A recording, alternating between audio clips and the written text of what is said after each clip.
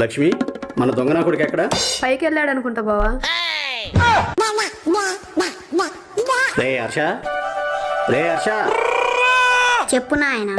ఏం చేస్తున్నావురా? హైదరాబాద్ను అర్థం చేసుకుంటున్నా. హైదరాబాద్ను అర్థం చేసుకుంటున్నావా? అవును నాయన. మరి అర్థమైందా బాబు? అంత ఈజీగా అర్థమైతే ఇది హైదరాబాద్ ఎందుకు అవుతుంది? మరి అలాంటప్పుడు ఎక్కడెందుకు? కిందకరా. కిందకొస్తే అమ్మ మెరగాయలు తొడియాలు తీయమంటది, అందుకే ఎక్కడికొచ్చా. ఆ తొడియాలు తీయడం అయింది, తొక్కు నూరడం కూడా అయిందిలే గాని ఇక రా. నిజం చెప్పు, ఆ తొక్కు నూరింది నువ్వే కదా డాడీ? నీకెలా తెలుసురా? హైదరాబాద్ అర్థం కాకపోయినా నువ్వు చేసే ప్రతి పని నాకు అర్థమవుతుంది డాడీ. అవునా? అలానే మన బెడ్రూమ్ లో కిటికీ దగ్గర కూర్చోటం తగ్గిస్తే మంచిది. సర్లే, వెళ్దాం.